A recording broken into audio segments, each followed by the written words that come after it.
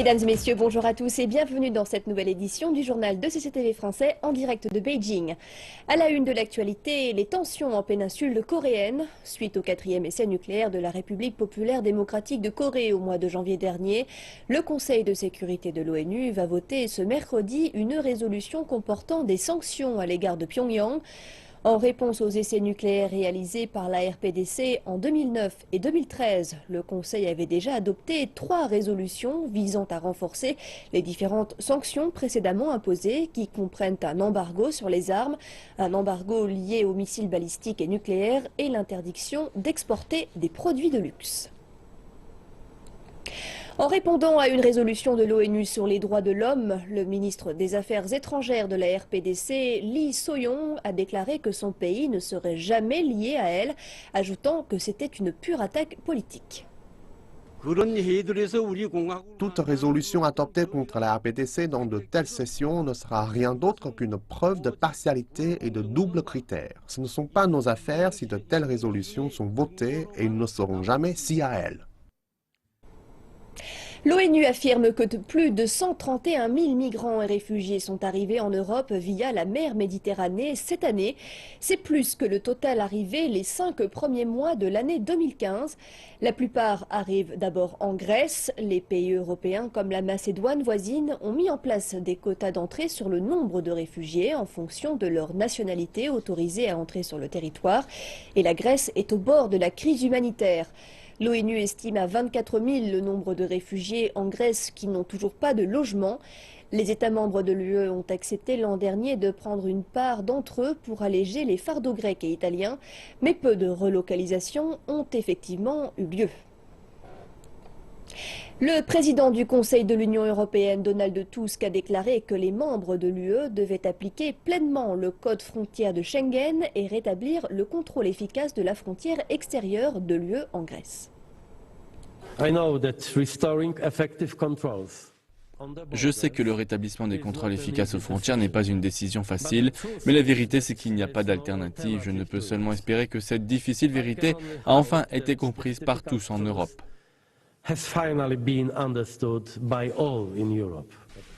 Donald Tusk s'exprimait lors d'une conférence de presse conjointe à Vienne avec le chancelier autrichien Werner Faymann, alors que les tensions sont vives à la frontière entre la Grèce et la Macédoine. L'Autriche, qui est membre de l'espace Schengen, zone où l'on peut circuler sans passeport, a été très critiquée par les autres nations européennes pour avoir fixé une limite au nombre des demandeurs d'asile. Pendant ce temps, la chancelière allemande Angela Merkel a déclaré que le sommet de l'UE sur la crise des réfugiés lundi prochain était urgent. Elle a ajouté que l'Europe devait rétablir le système Schengen d'ouverture des frontières. Une famille de réfugiés essaie de reconstruire sa vie en Afrique du Sud, à Johannesburg, après avoir fui la guerre civile en Syrie. Peu après leur arrivée dans la ville, ils ont ouvert un restaurant de cuisine syrienne, ce qui semble être un succès auprès des habitants. Les 5 années de conflit en Syrie ont créé une vague de personnes déplacées qui ont fui la région pour atteindre les côtes européennes. Des milliers de réfugiés syriens ont choisi des routes dangereuses. Tous cherchent la sécurité et une vie meilleure. Mais Yasser et Safa Jabri al-Jeraoui savaient que le périple vers l'Europe était dangereux. Ils ont donc décidé de fuir en Afrique du Sud. Ils sont arrivés il y a 14 mois avec leurs 3 garçons et ont ouvert un restaurant syrien dans le quartier East Rand de Johannesburg. Notre premier choix était de voyager en sécurité.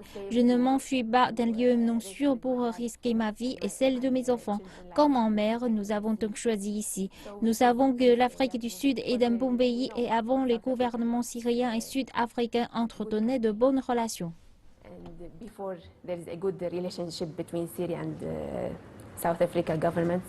Ne connaissant que très peu l'anglais, une valise par personne, commencer une nouvelle vie n'a pas été facile. Mais le couple est déterminé à réussir et ne veut pas être considéré comme des réfugiés. Nous sommes comme la plupart des autres Syriens qui cherchent simplement un lieu sûr. Nous sommes partis de notre pays pour être en sécurité. Nous devions recommencer notre vie en sécurité et c'est la raison pour laquelle nous avons quitté notre pays. Je trouve ça dur lorsque les gens disent que nous sommes des réfugiés. Je n'aime pas ça. Car avant, les Syriens ont reçu de nombreuses personnes venant du Koweït, d'Irak, du Liban, de la Turquie, et nous ne les avons jamais appelés des réfugiés, mais des frères et des sœurs. Nous avons ouvert nos portes. Je veux m'installer, rendre ma vie moins pénible, offrir de meilleures conditions à mes enfants pour qu'ils oublient ce qui s'est passé. Mais vous ne pouvez pas oublier ce qui s'est passé, et nous espérons rentrer en Syrie une fois que cela sera sûr. Le dur labeur de Yasser et Safa a payé. Le restaurant syrien se porte bien et les Sud-Africains peuvent découvrir une nouvelle saveur du Moyen-Orient. I cook from my heart with love.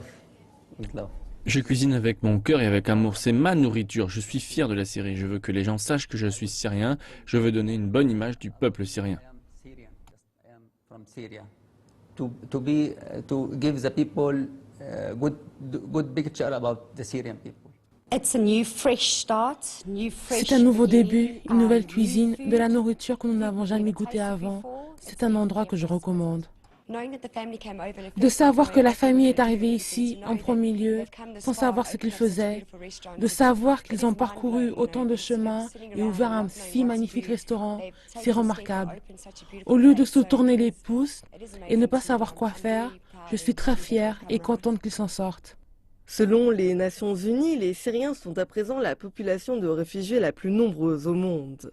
Mais Yasser et Safa ne veulent pas être considérés comme des réfugiés en Afrique du Sud. Ils veulent montrer que le peuple syrien est courageux et capable de reconstruire une nouvelle vie ailleurs. Nous passons maintenant aux actualités chinoises et nous commençons avec un événement politique majeur, car en Chine, c'est la période de l'année où les deux organes politiques les plus importants se réunissent pendant une période de 2 semaines pour établir le programme de l'année à venir. La réunion entre l'Assemblée législative suprême de Chine, le comité permanent de l'Assemblée populaire nationale de Chine et l'organe consultatif suprême, le comité national de la conférence consultative politique du peuple chinois, est aussi connu sous le nom des deux sessions. Un centre de presse a été installé à Beijing pour faciliter le travail des journalistes. Plus de 3200 journalistes se sont enregistrés et plus de 1000 d'entre eux viennent de l'étranger. Il s'agit d'une légère hausse par rapport à l'an dernier. Le centre organisera plus de 10 conférences de presse et sera le lieu d'entretien. Le directeur adjoint Zhu Shouchun déclare que les journalistes peuvent trouver les informations sur les deux sessions sur le site internet officiel et le compte WeChat du centre, ainsi que les mises à jour des annonces de conférences de presse et de réunions. La première conférence de presse du 12e comité national de la conférence consultative politique du peuple chinois ou CCPPC débutera ce mercredi à 15 h, heure de Beijing. Son porte-parole Wang Guoqing répondra aux questions des médias nationaux et internationaux. La présentation et l'examen des propositions soumises par les membres de la CCPPC ont commencé avant la réunion officielle. 700 propositions ont déjà été soumises, couvrant un vaste éventail de sujets sur le développement du pays et les moyens d'existence du peuple.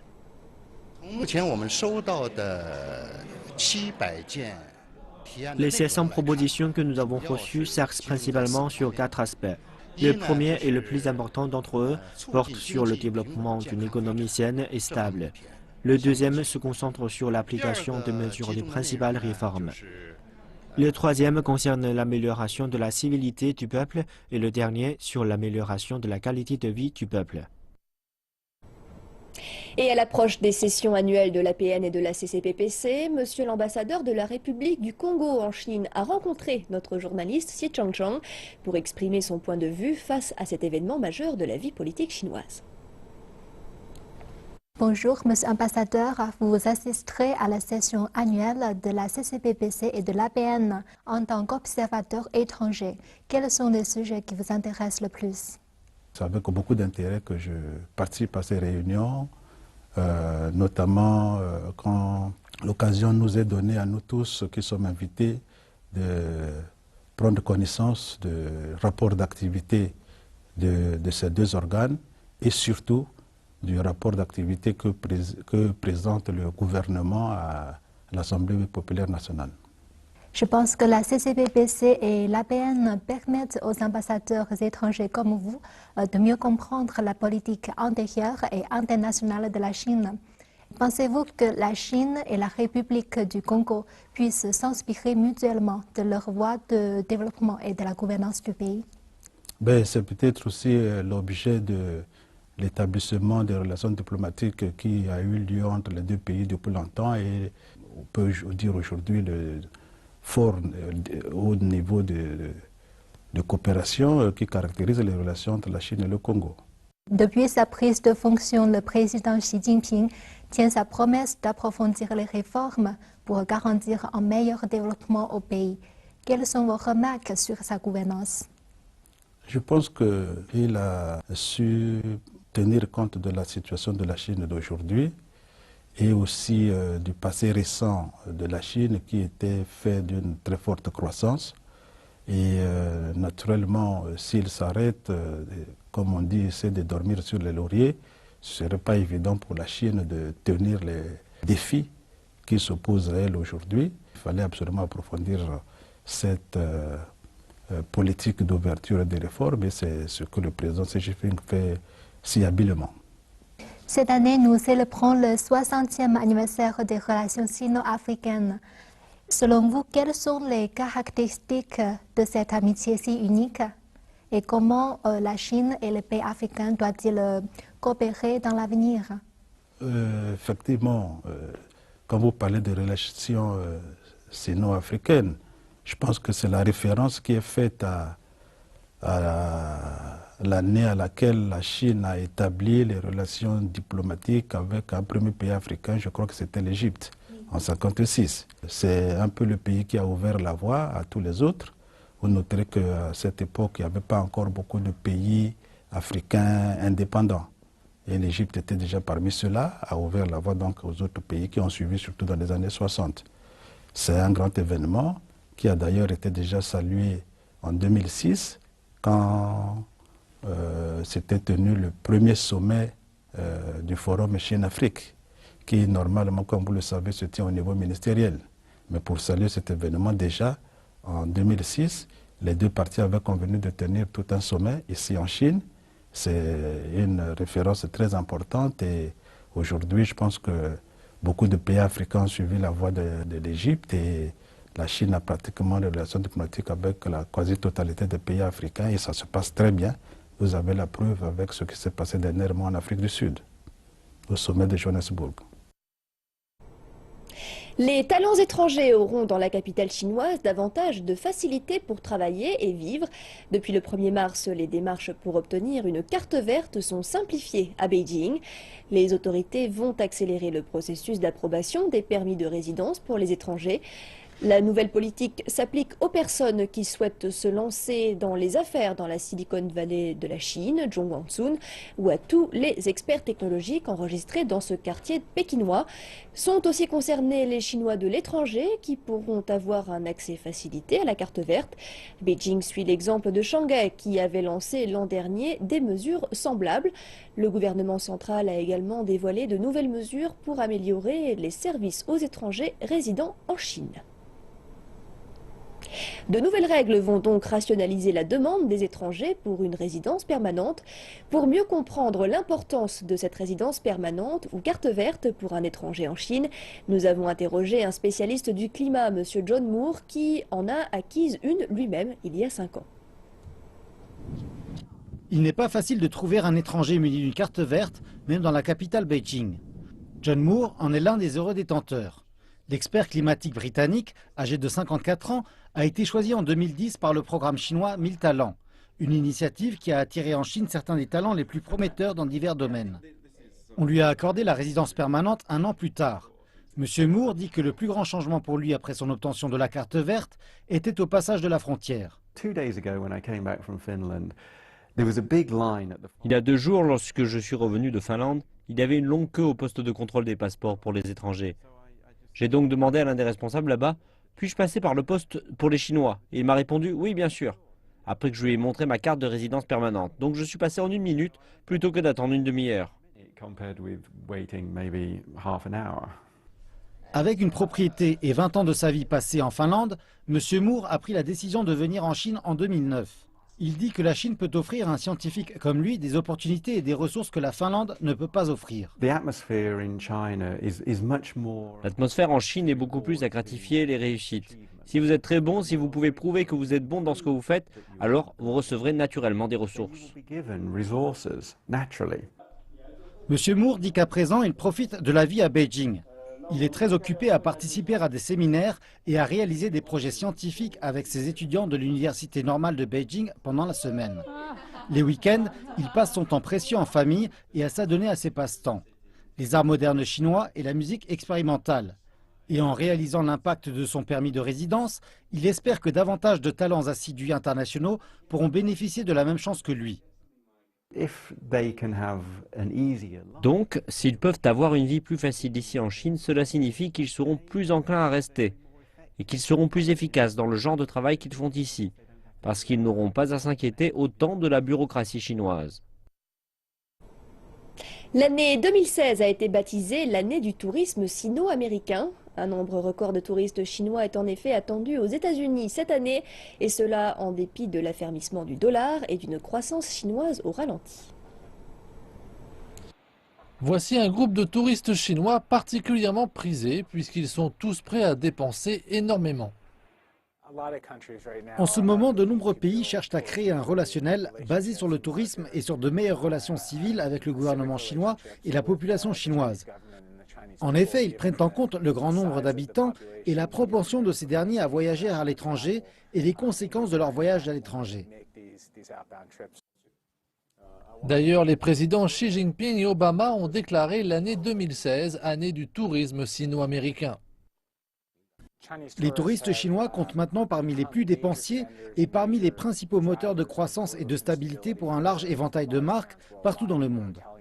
Certaines catégories de marques hôtelières comme Starwood et Hilton, entre autres, ont mis l'accent sur les touristes chinois. Mais à l'évidence, des chaînes de magasins telles que Macy's et Bloomingdale s'y intéressent aussi. Les touristes commencent à déferler en ce moment même. En 2014, 1 800 000 touristes se sont rendus aux États-Unis où ils ont dépensé plus de 21 milliards de dollars. Des recettes qui devraient être multipliées par 4 au cours des 5 prochaines années. Je pense qu'une forte croissance est possible vis-à-vis de la Chine et de ses attentes et de sa soif pour les produits de luxe. Cela a poussé un besoin stratégique pour répondre à ces besoins. Nous sommes une entreprise complète. Pour cette raison, ce que nous voulons faire, c'est observer les tendances de ces pays qui sont en pleine croissance et de leur fournir des expériences d'achat dont ils pourront profiter une fois de retour chez eux. D'après le département du commerce des États-Unis, à l'horizon 2021, les touristes chinois pourraient dépenser jusqu'à 80 milliards de dollars ici aux États-Unis. Avec une telle prévision, les entreprises qui célèbrent le Nouvel An chinois ne le font certainement pas sans raison. Et 2016 marque également l'année du tourisme sino-indien. L'université de Chitkara dans la ville indienne de Chandigarh a organisé un défilé de mode chinoise auquel ont participé des centaines d'étudiants locaux. Des éventails, des instruments traditionnels chinois et des caractères chinois. Telle fut la toile de fond des 250 étudiants venus des collèges et universités indiens des alentours et qui ont tous travaillé dur pour présenter des tissus chinois, de la mode ainsi que de la culture. Nous avons préparé cela durant 3 semaines. Nous avons fait beaucoup de recherches. Les costumes, les bijoux, tout cela, nous l'avons fabriqué nous-mêmes. Le nombre de personnes voyageant entre la Chine et l'Inde devrait dépasser 1 million en 2016 et un défilé de mode organisé par l'administration nationale du tourisme de Chine fait partie des efforts pour rétablir les connexions de la route de la soie.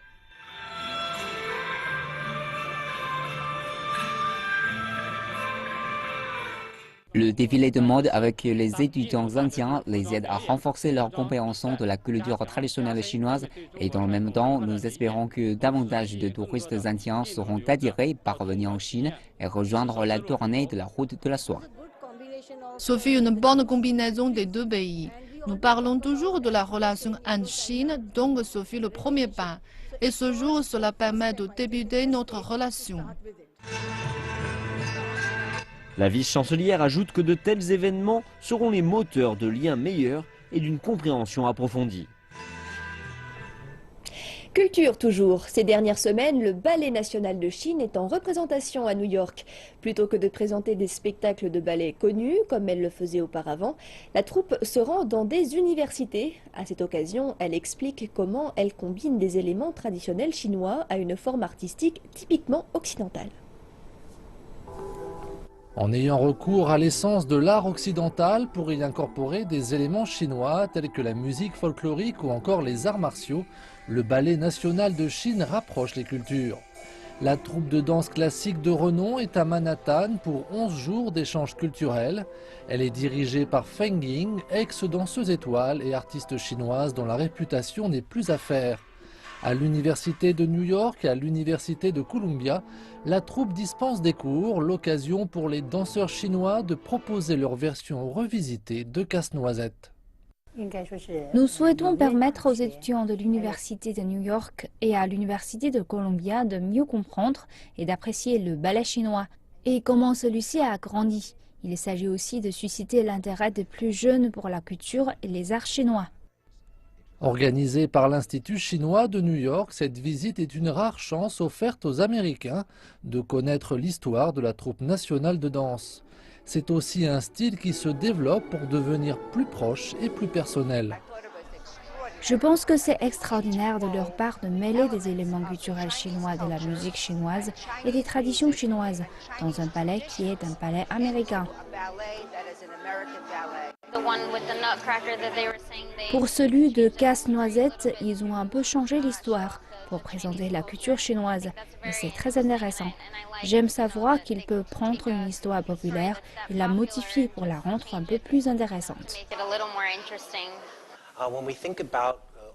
Lorsque l'on évoque les relations d'une façon générale entre la Chine et les États-Unis, on pense à des hauts et des bas. Il est tellement important de conserver des moyens de communication ouverts et d'encourager un environnement dans lequel on peut s'apprécier davantage. Il ne faut pas s'arrêter à ce qui se passe en ce moment au plan politique ou militaire, mais se concentrer sur un niveau plus profond, de peuple à peuple. Ce journal est maintenant terminé. Merci de l'avoir suivi. Rendez-vous dans quelques minutes pour une nouvelle édition d'Afrique Info. Excellente suite de programme sur notre chaîne.